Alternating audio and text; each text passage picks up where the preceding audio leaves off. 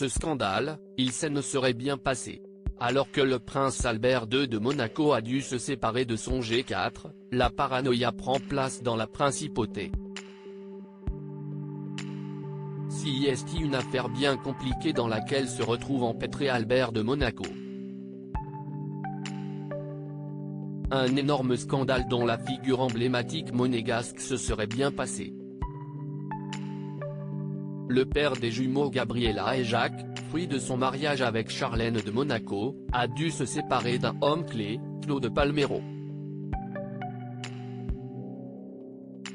Longtemps administrateur des biens du Rocher, son sang n'a fait qu'un tour le 23 mai dernier, lorsqu'il a découvert que le prince Albert lui reprochait d'avoir mené une opération en douce sans le prévenir. Le 6 juin, il reçoit sa lettre de démission, des mains de l'aide du camp d'Albert. Depuis, la paranoïa va bon train sur la principauté de Monaco.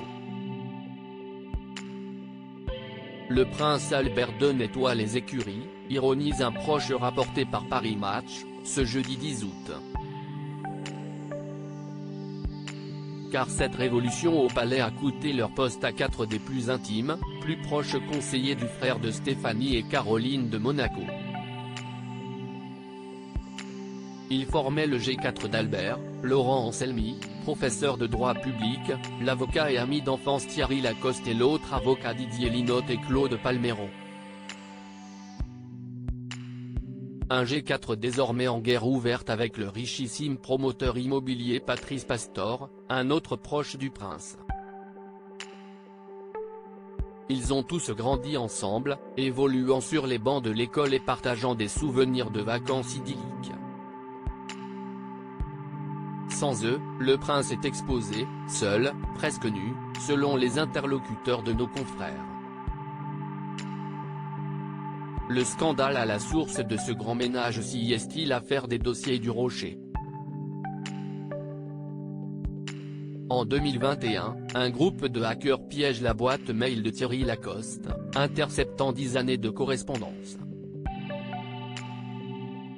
La cible, le G4.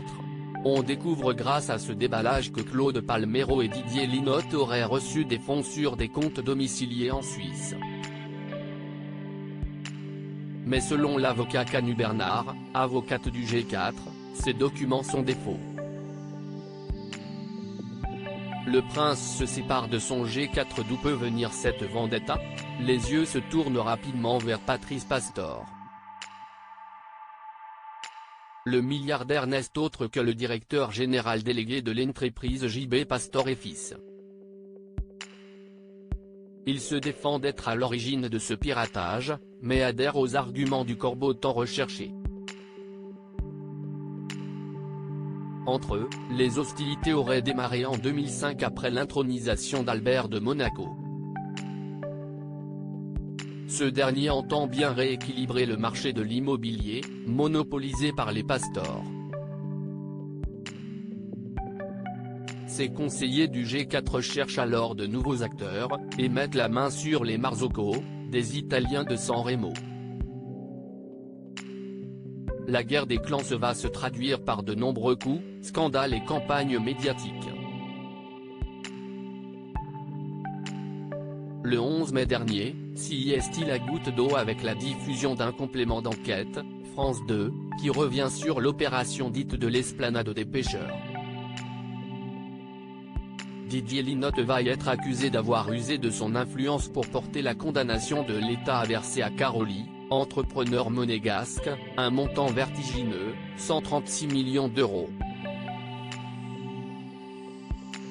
Au lendemain de la diffusion, le chargé de la communication du prince est licencié, Claude Palmero aussi. La tête de Laurent Anselmi tombe également, quand Thierry Lacoste est déclaré persona non grata, rapportent nos confrères. Si à ce stade de l'enquête, aucun ne désigne les auteurs d'une quelconque infraction, ce dossier a terni l'image de la principauté, et le prince a décidé de s'éloigner de ses plus proches conseillers.